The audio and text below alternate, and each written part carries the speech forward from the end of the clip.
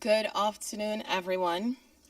The President of the UN General Assembly, His Excellency Mr. Philemon Yang, strongly condemns the Israeli strikes at the Nasser Hospital in Khan Yunis that killed civilians, including medical personnel and journalists. The killing of innocent Palestinian civilians, of journalists, and of medical personnel is unacceptable and must stop. The President reiterates his urgent demand for an immediate ceasefire in Gaza.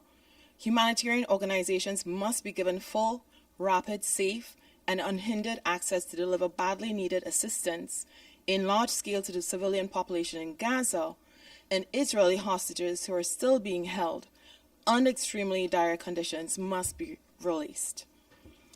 Now on to resolutions that have been adopted. The President welcomes a number of resolutions adopted yesterday and this morning.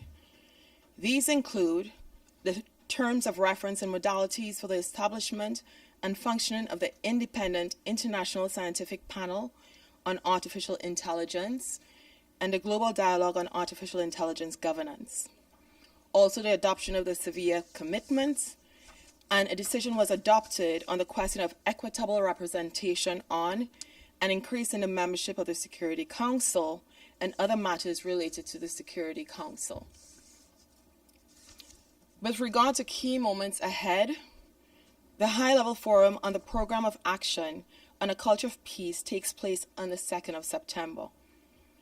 This year's high-level forum will be organized under the theme Empowering Youth for a Culture of Peace, following General Assembly Resolution 79/321 on the Declaration and Program of Action on a Culture of Peace, which notes the important and positive contribution of youth in efforts to counter terrorism and prevent violent extremism, as well as for the promotion of peace and security, sustainable development, and human rights, and the importance of the full, effective, constructive, and inclusive participation of youth in decision-making. Then there is the high-level plenary meeting to commemorate and promote the International Day Against Nuclear Tests. This takes place on the 3rd of September. This meeting will be an opportunity to highlight the importance of enhancing public awareness and education about the effects of nuclear weapon test explosions or any other nuclear explosions, and also encourage international efforts toward a nuclear weapon-free world. A debate on the situation in the temporarily occupied territories of Ukraine will be held on the 4th of September. And lastly, as you know, the 79th session of the General Assembly is drawing to a close, and the 80th session will soon open. The handover is on the 9th of September. There will be the statement on that day in the morning, a statement by the Secretary General Antonio Guterres, closing statement by the President of the 79th session of the General Assembly, Philemon Yang, a minute of silence. Then the President-elect, Annalena Baerbock, will then take an oath of office. The 79th session will then close, and the handing over of the gavel will take place. And that is all from my side. Are there any questions? Sure, please.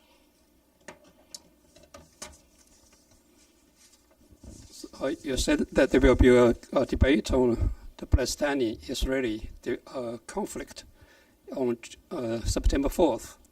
So is there any plan to pass any resolution at the meeting? No, let me correct you, that is on Ukraine. That's an annual meeting on Ukraine, yes, not on Palestine. And I know the UNGA plenary session took up the Security Council reform this morning. Has there any progress on the Security Council reform recently? And if not, is there any time frame for that? Thank you. Yeah, so the decision has been made, of course, to roll over the discussions around UN security reform to the 80th session. There has been progress because, as you know, with regard to the adoption of the Pact for the Future last September, it really built a strong foundation for the reform of the Security Council. So conversations around the Security Council, reform those have been energized, and member states have been really more engaged than ever in the discussions. I think for the first time there was a discussion on the limitations of the veto, which is huge, a huge moment. So we will see what happens in the 80th session. Sure. Abdul Hamid. Thank you very much. What is the opinion of the PGA on assigning a special envoy on the protection of journalism, journalists? I believe that would be very important. He is really, he believes that the role of media workers, journalists is critical. He has said before, he made a statement the last time I was here in terms of what had happened to journalists in Gaza, and of course he has done it today again, that, the role that journalists play is very important and there has to be more protection of journalists. Thank you. Sure. Are there any other questions? Any questions online? Okay, great.